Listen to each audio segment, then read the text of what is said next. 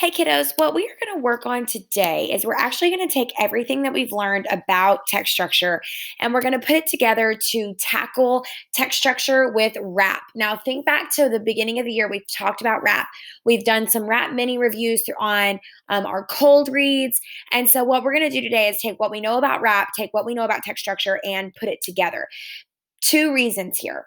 The first reason, because text structure is so important when we're talking about informational text and being able to articulate what the structure is, why it's that structure, and pulling word for word evidence to support your answer is going to be key to show me and show what you know and your understanding about text structure. So this is our goal. It's the same goal that we've had since we started this. We're just adding a piece to it every week. We're adding a layer of complexity to it every single week. So remember, we're working on identifying the structure of an informational text, justifying our answer with evidence. Okay. Today, we're going to focus on cause and effect. So we're going to do a quick cause and effect review, and then we're going to look at a passage and talk about putting that into a cause and effect RAP structure, and then you're going to try one on your own. So we know that cause is the reason why something happens, and effect is what happens, the result. So remember, we talked about this.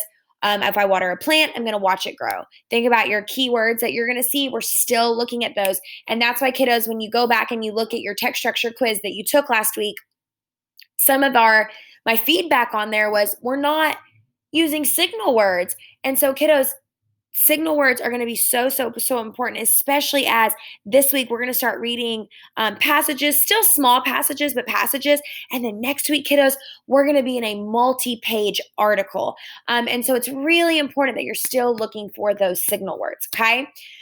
What we are going to look at is this. This looks exactly like what we were working on last week, right? I've got a paragraph here. I've got a multiple choice option. But what you're going to see me do is take what I know from last week and put it into RAP. And then I'm easing you guys into it this week. This week, your passages are only 2 to 3 paragraphs. Okay. And then I'm already telling you what the structure is. So that way there is no guessing. And we get to just really practice on being able to identify the cause, being able to identify the effect, and giving evidence to support it. And we'll do that every day this week through a new structure. And then next week, what we'll do is I won't tell you the structure, and you'll have to pull on what you know all about text structure, read a passage cold, and know this is the text structure, this is why, and here's some evidence to prove it. And so let me model for you going through here and reading this. So let me grab my little pen for some signal words. Remember, I'm a good reader. Step 1 says read it. It also says to look at your title. Automatically at this title, I'm seeing when warm air meets cold air. I'm seeing 2 things. I'm seeing warm air. I'm seeing cold air. So I know I'm talking about 2 different things, okay? When warm air and cold air come together, oh, look at this word. The result is often a rainstorm. Warm air holds onto moisture that has evaporated. Like a sponge, it can soak up quite a bit. Cold air cannot hold as much water. When the 2 collide, the cold air cools the warm air. The air becomes too cold to hold on to the moisture, and clouds are formed. When the clouds become heavy with water, droplets form around dust particles and rain falls. If this cooling process takes place quickly, a storm develops. Many other factors, such as the wind, also, look at this word, affect the weather. However, it is the temperature of the air that plays one of the biggest parts. Okay, let's freeze. So I knew I was talking about 2 topics. And so I automatically was thinking, oh, maybe this is compare and contrast. But as I read, it started telling me, well, when warm air meets cold air, we're talking about a storm. Okay. So then I'm thinking, well, maybe it's cause and effect, especially because I am seeing these signal words. And we already know this week we're working on cause and effect. But that's why, kiddos, it's really important to read through the entire thing and ask yourself, what was this passage all about? Well, it's about how a storm happens when cold air and warm air come together. So what happens? The warm air, cold air comes together. The result, the effect is a storm happens. So I'm going to go check on my multiple choice, kind of giving me a scaffold of support here today. The author is putting the events of how storms are created in order. Okay, I could definitely see how this one would be what we choose, because he's telling me step 1, warm air is here. Step 2, the cold air touches. Step 3, we've got a storm. But look at your signal words. Did I ever see signal words for sequencing? No. So I'm going to take this one off. The author is comparing warm air and cold air. I can also see how this would be an option. But again, what did we talk about? What happens? The result. Okay, so that is not my choice. The author is discussing the effects of warm air and cold air meeting. Boom. But I know I still need to check D, okay? The author is discussing the problem that can be caused by warm air and cold air meeting. Okay, I definitely see this. There can be a storm if warm air and cold air meet. But what have we been talking about? If it is problem and solution, the author also has to give me a solution. If the author does not offer a solution, a way to fix it, it is not problem and solution. Okay, we have to find a way to fix it. Can I fix a storm? Do I have any control over a storm? No. So my best choice here is still C. But I'm not done. Remember, our goal was that we were going to be able to take what we've already been doing, and now I'm putting it into wrap. So here is what my wrap would look like. Okay, let me clear all my annotations. Okay. So what you're going to see in blue, remember, this is what we call our restate. The structure of the text is, okay? We know that the question is, what is the structure, right? So I'm just restating. That's the easy part, okay? And then in green, I know that I am answering. Well, I'm not just going to say cause and effect. See how this word is in all caps? It's because I need my reader to know, because remember, someone's going to read my answer. I need whoever's reading my answer to know that I know what the cause and the effect is. That's part of the answer, not just the structure, but what is the cause? What is the effect? That's why last week we added that piece of, okay, pick the multiple choice. Now go tell me cause and effect, problem and solution. What's the author comparing? What's the author putting in order? Okay, because I've got to be able to have this piece on there. Because, and I'm going to say the cause is warm air and cold air meet. And then see here, I'm going to give the effect, and the effect is a rainstorm. Okay, so let's review what we've got so far. So I know I'm going to restate first. Simple part, the structure of the text is. Then I'm going to take, sorry, kiddos. Then I'm going to take everything I know about the passage, about text structure, about cause and effect, and I'm going to put it right here. Not only am I going to tell you what the structure is, but I'm going to tell you how I know it. It's because warm air and cold air meet. The effect is the rainstorm. Notice how I lay it out for you. The cause is blank. The effect is blank. You can use this every time, okay? Then at the very, very end, I'm going to put this sentence on it. I know that when I do my P, remember P stands for prove, right? We are proving it. That's why we talk about justifying. Prove it, right?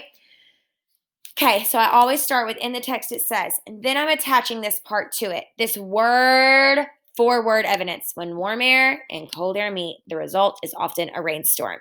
Okay, let's go back and look at my passage here. Okay, look at where it is right here at the very top. When warm air and cold air come together, the result is often a rainstorm. Boom. That's what I've put right here, word for word.